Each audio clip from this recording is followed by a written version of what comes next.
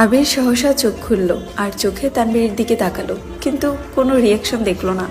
তানবীর তখনও হেসেই যাচ্ছে। তানবীর পুনরায় ডাকলো। আবির ভাই শুধু ভ্রু নাচালো। তানবীর ঠোঁট বাঁকিয়ে হেসে বলল, চোখ বন্ধ করে জোরে জোরে নিঃশ্বাস ছাড়ো আর বলো অল ইজ ওয়েল।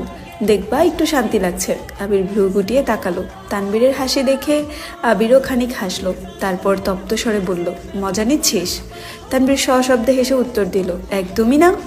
আবির ভারী কণ্ঠে বলল, দিন আমারও আসবে, তখন বুঝাবো কত ধানে কত চাল। চুপচাপ গাড়ি স্টার্ট দে। তানবীরও আর কিছু বলল না, ঠোঁটের কোণে হাসি রেখেই গাড়ি স্টার্ট দিল। মাইশা আপুর বিয়েতে মেঘকে শাড়ি পরা দেখে আবির সারা রাত ঘুমাতে পারেনি।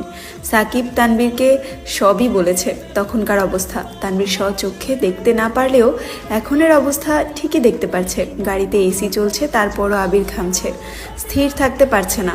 একবার টিস্যু দিয়ে চোখ মুখ মুছছে, সানগ্লাস খুলে সামনে রাখছে, আবার চোখে দিচ্ছে। এই ফোন বের করছে, আবার পানি খাচ্ছে। বুকের বাঁ পাশে অস্থির হৃৎপিণ্ডটা অবিরত কাঁপছে। কথায় আছে, শাড়িতেই নারী। যে অষ্টাদশী জামা পরে পিচ্চি মেয়ের মতো সারা বাড়ি ছোটাছুটি করত, সে আজ শাড়ি পরে পরিপূর্ণ নারী রূপে আবিরের সামনে আসছে। মায়াবিনী তো জানে না তার মায়ার জালে আবিরের মনটা বন্দী হয়ে আছে বহু বছর ধরে। নারী রূপী মায়াবিনীকে অনন্তকাল দেখার স্বাদ জাগছে আবিরের অন্তরে। ইচ্ছে তো হচ্ছে অনেক কিছুই করতে।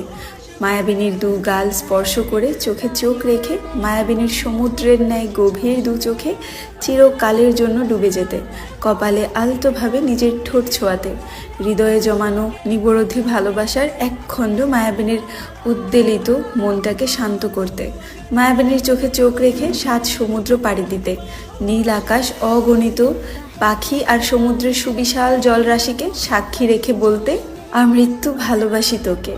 আবির সিটের সঙ্গে হেলান দিয়ে বসে আছে, দৃষ্টি তার গাড়ির মিররে। পিছনের সিটে বসা অষ্টাদশীকে আপন মনে দেখেই চলেছে। হঠাৎই ঠোঁটের কোণে এক চিলতে হাসির ঝলক দেখা গেল। কেন হাসলো কে জানে। এদিকে মেঘ শাড়ি ঠিক করায় ব্যস্ত। প্রথমত এভাবে শাড়ি পরেছে, বারবার মনে হচ্ছে এদিক ওদিক খুলে যাচ্ছে, তাই সেসব চেক করায় ব্যস্ত। স্বাভাবিক হয়ে বসতেই মিররে চোখ পড়ে। আবিরের সঙ্গে চোখাচোখি হতেই মেঘ সঙ্গে সঙ্গে চোখ নামিয়ে নিয়েছে। সহসা মেঘ ভ্রু কুচকায়। এক মুহূর্তের জন্য থমকে গেছে সবকিছু। মাথা ভর্তি হাজারো ভাবনার মধ্যে একটা ভাবনা হৃদয়ে আঘাত করে, আবির ভাই কি আমায় দেখছেন? মেঘ সঙ্গে সঙ্গে আবারও মিররে তাকায়। ততক্ষণে আবির চোখে সানগ্লাস পরে ফেলেছে। তা দেখে মেঘের কুচকানো ভ্রুযুগল আরও কুচকে আসে। সূক্ষ্ম নেত্রে তাকিয়ে থাকে বেশ খানিকক্ষণ। মনে মনে ভাবছে, ওই একজোড়া চোখ কি আমায় দেখে থমকে গিয়েছিল? শুধু কি দৃষ্টি আটকে গিয়েছিল, নাকি দৃষ্টির সঙ্গে অন্তরতম অচল? ভাবতেই মেঘের ওষ্ঠদয় প্রশস্ত হলো। মেঘের জমানো অনুভূতিরা চোখে উপচে পড়ছে।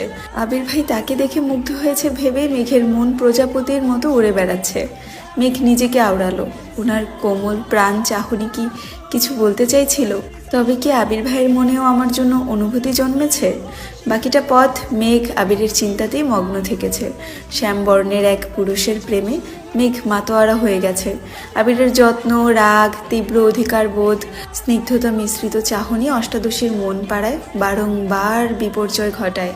মেঘের প্রাণোচ্ছল জীবনে আবিরের আবির্ভাবটা ঠিক যেন ধূমকেতুর মতো।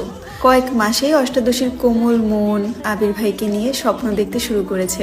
মেঘের জীবনে বাবা আর ভাইয়ার পর আবির ভাই একমাত্র ছেলে, যার সংস্পর্শে নিজেকে নিরাপদ মনে হয়, যার দৃষ্টি স্পর্শ কোথাও অশ্লীলতার ছোঁয়া অনুভব করেনি। তার জন্যই বোধহয় আবির খুব দ্রুত অষ্টাদশীর হৃদয়ে জায়গা করে নিয়েছে। সেই থেকে অষ্টাদশীর মস্তিষ্ক জুড়ে আবিরের সঙ্গ পাওয়ার অদম্য প্রয়াস সর্বক্ষণ বিচরণ করে।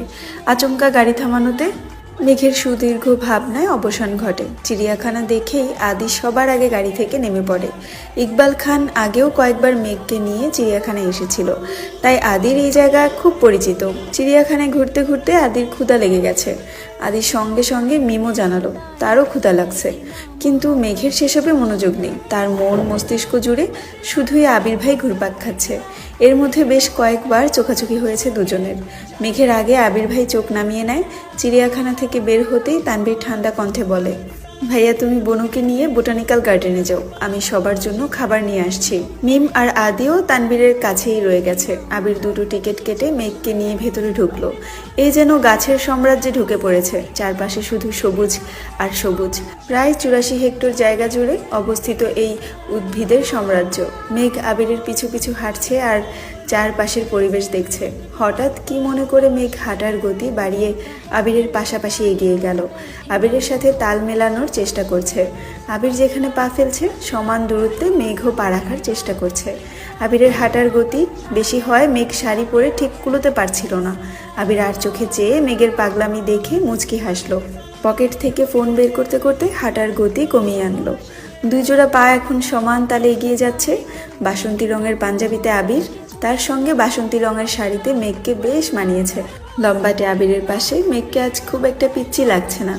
শাড়ির সঙ্গে হিল জুতাতে বেশ বড়ই লাগছে মেঘকে। তানবীর কল দেওয়ায় আবিরের গতি কিছুটা কমে গেছে। মেঘ সামনে চলে গেছে। পাশ দিয়েই 3-4টা ছেলে যাচ্ছিল। তাদের মধ্যে একজন ঠাট্টার স্বরে বলে উঠল, কিরে মামা, আজকাল পরীরা আসমান থেকে নেমে বোটানিক্যাল গার্ডেনে ঘুরতে আসতেছে নাকি? দ্বিতীয় জন বলল, হ্যাঁ রে মামা, আমারও তাই মনে হচ্ছে। চুলগুলো দেখছিস, জোস না? আসলে জোস। এমন একটা মেয়ে যদি আমার গার্লফ্রেন্ড হতো। আচমকা ছেলেগুলোর মুখ বন্ধ হয়ে গেছে। মেঘ আবিরের দিকে তাকাতেই দেখলো আবির ফোন চাপছে। মেঘ ঘাড় ঘুরিয়ে আবারও ছেলেগুলোর দিকে তাকালো। ততক্ষণে ছেলেগুলো মাথা নিচু করে চলে যাচ্ছে। মেঘ আবিরের অভিমুখে চেয়ে আছে। আবির ফোন থেকে চোখ তুলতেই মেঘের চোখে চোখ পড়ে। আবির ভ্রু নাচাতেই মেঘ কপাল কুঁচকে প্রশ্ন করলো, আপনি ছেলেগুলোকে কিছু বললেন না কেন? আজ কিছু বলার মুড নেই। মেঘ উদ্বিগ্ন কণ্ঠে শুধালো, এত পরিবর্তন কিভাবে সম্ভব? আবির ঠোঁট বাঁকিয়ে হাসলো, মৃদুস্বরে বলল, ফাল্গুনের প্রথম দিন আমি আমাকে সময় দিতে এসেছি। এসব ছেলেদের সাথে কথা বাড়িয়ে নিজের অবস্থান নষ্ট করতে চাই না। তাই বলে কিছুই বলবেন না? তুই কি চাস এখন ছেলেগুলোকে ধরে পিটাই? তাহলে তোর শান্তি লাগবে? মেঘ গাল ফুলিয়ে বলল, জানি না। মেঘ মনে মনে অভিমান জমিয়েছে। একদিন এক ছেলে মেঘের হাত ধরেছিল বলে আবির অফিস থেকে এসে মাঝ রাস্তায় ছেলেটাকে মেরেছিল। আর আজ ছেলেগুলো বাজে কমেন্টস করছে, তাতেও আবিরের কোনো প্রতিক্রিয়া দেখলো না। মেঘের মনে আবারও দুশ্চিন্তা ঢুকে গেছে। আবির ভাইয়ের এই পরিবর্তন মানতে পারছে না মেঘ। ছেলেগুলোকে একটা ধমক দিলেও মেঘ মানসিক শান্তি পেত। আবিরের পিছু পিছু হাঁটতে হাঁটতে অনেকটা দূর চলে গেছে। হঠাৎ মেঘের নজর পড়ে সামনে গাছের নিচে একটা কাপল বসে আছে। মেঘ আবিরের মনোভাব বোঝার জন্য ওইদিকে দেখিয়ে বলল, জায়গাটা সুন্দর না অনেক, তাই না? মেঘের দৃষ্টি অনুসরণ করে আবিরও সেদিকে তাকিয়েছে। কাপলটাকে দেখে আর চোখে মেঘের দিকে তাকালো। মেঘ খুব মনোযোগ সহকারে কাপলটাকে দেখছে। আবির গলা খাকারি দিয়ে অন্যদিকে তাকিয়ে ঠান্ডা কণ্ঠে বলল, হ্যাঁ অনেক সুন্দর। মেঘ একটু ভারী কণ্ঠে বলল, ওই দিকে না, এইদিকে দেখতে বলেছি। মেঘ ইনডাইরেক্টলি আবিরকে কাপলটাকে দেখতে বলছে। আবির বুঝেও না বুঝার ভান করছে আর মিটিমিটি হাসছে।